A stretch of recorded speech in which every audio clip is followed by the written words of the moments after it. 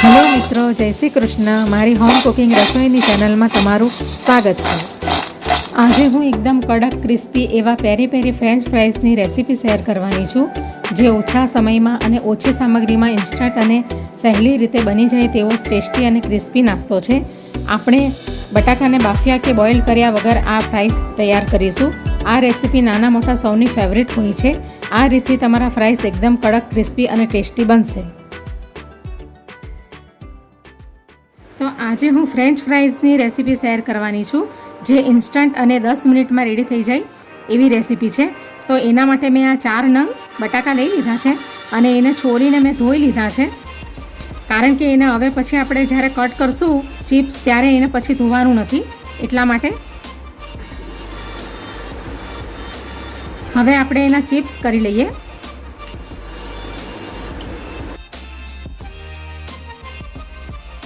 આ રીતે આપણે કટ કરી લઈશું.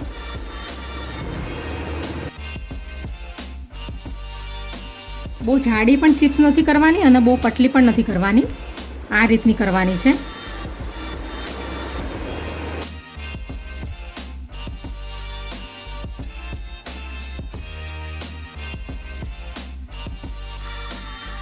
તો આ રીતની આપણે ચિપ્સ કરી લેવાની છે બધી. તો આ રીતના આપણે બધા બટાકાની ચિપ્સ તૈયાર કરી લઈશું. હવે આપણે આને ધોવાની નથી. હવે આપણે એની અંદર આદુ અને લસણની પેસ્ટ નાખીશું, થોડીક અડધી ચમચી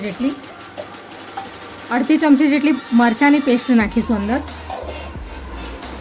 હવે આપણે 2 ચમચી કોર્નફ્લાવર નાખીશું.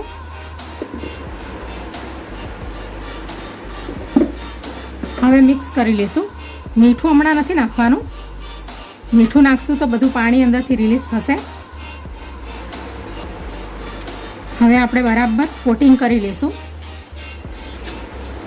એટલે ફ્રેન્ચ ફ્રાઈની ઉપર બરાબર કોટિંગ થઈ જશે તો ક્રિસ્પી અને સરસ પરતવાળી બનશે, બહાર જેવી.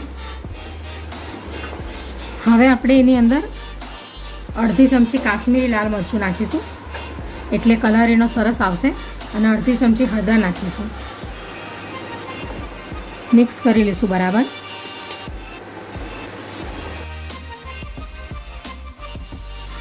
હવે આની અંદર હજી ફરીથી આપણે 2 ચમચી જેટલો કોર્નફ્લોર નાખીશું. 2 ચમચી જેટલો હજી આપણે કોર્નફ્લોર નાખીશું. એટલે એક બટાકો હોય તો 1 ચમચી કોર્નફ્લોર નાખવાનો. તો આપણે 4 બટાકા લીધા છે તો 4 ચમચી જેટલો મેં અંદર કોર્નફ્લોર નાખી દીધો છે. હવે બરાબર મિક્સ કરી લઈશું.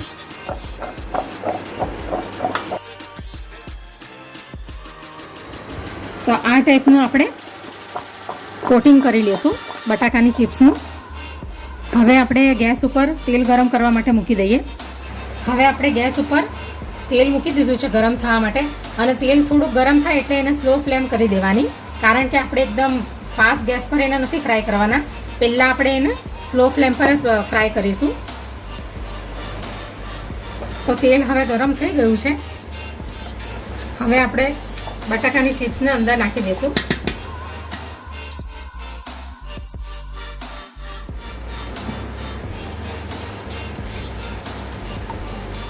બસ આ ટાઈપનું આપણે તેલ ગરમ કરવાનું છે હમણાં. હવે આપણે એને 2 મિનિટ સુધી આમ જ રવા દઈશું, પછી આપણે ફાસ્ટ ફ્લેમ કરીશું. તો હવે બટાકાની ચિપ્સને મેં તેલમાં નાખી દીધી છે. હવે આપણે 2 મિનિટ સુધી એને આમ જ કૂક થવા દઈશું સ્લો ફ્લેમ પર, પછી આપણે એને ફાસ્ટ ફ્લેમ પર ફ્રાય કરીશું, એટલે એનું કોટિંગ સરસ થઈ જાય. હવે આપણે એને ફાસ્ટ ફ્લેમ પર ફ્રાય કરીશું.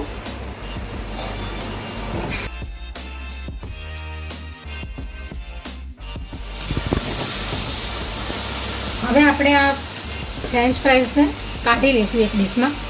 ટીશ્યુ પેપરવાળી ડીશમાં નથી કાઢવાના એને, કારણ કે આને ફરીથી આપણે ફ્રાય કરવાના છે.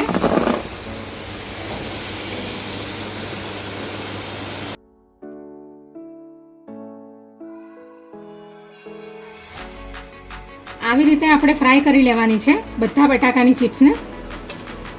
ફરીથી આપણે ગેસને ધીમો કરી લઈશું.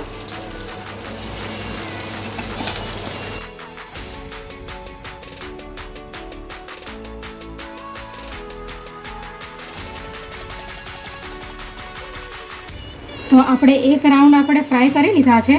હવે આપણે બીજી વાર ફ્રાય કરીશું એટલે સરસ ક્રિસ્પી એવા બનશે. હવે આપણે એને ફાસ્ટ ફ્લેમ પર ફ્રાય કરીશું. તો આવી જ રીતે આપણે બધા ફ્રેન્ચ ફ્રાઈઝને ફ્રાય કરી લઈશું બીજી વાર. વસ્તુ આગો જ આવે.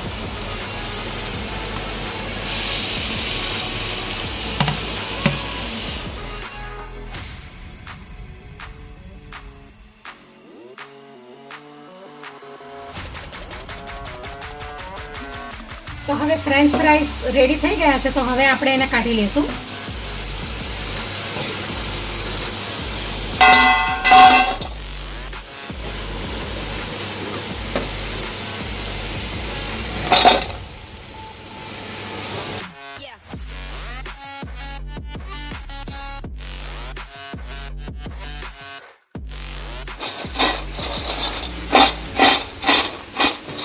સરસ ક્રિસ્પી બન્યા છે. તો આવી રીતે આપણે 2 વાર એને ફ્રાય કરી લઈશું તો સરસ ક્રિસ્પી એવા બનશે. હવે આપણે બધા ફ્રેન્ચ ફ્રાય રેડી થઈ ગયા છે. તો હવે આપણે ગેસને બંધ કરી દઈશું.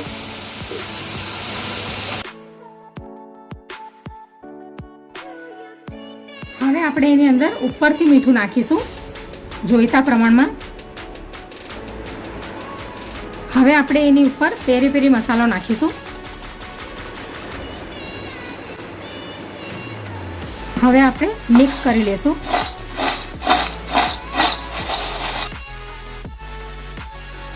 તો સરસ ક્રિસ્પી અને એકદમ ટેસ્ટી એવા બન્યા છે ફ્રેન્ચ ફ્રાઈઝ.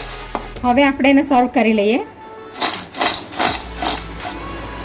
હવે આપણે એને ડીશમાં કાઢી લઈશું.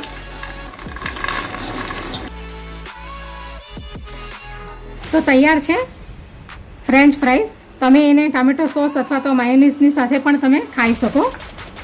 એકદમ ક્રિસ્પી અને એકદમ ટેસ્ટી બન્યા છે. એનું કોટિંગ પણ સરસ થઈ ગયું છે. બહાર જેવા એકદમ સરસ અને ટેસ્ટી ફ્રેન્ચ ફ્રાઈઝ. તો તમે એને સોસની સાથે પણ ખાઈ શકો અને માયોનીઝની સાથે પણ ખાઈ શકો. તો તૈયાર છે ફ્રેન્ચ ફ્રાઈઝ.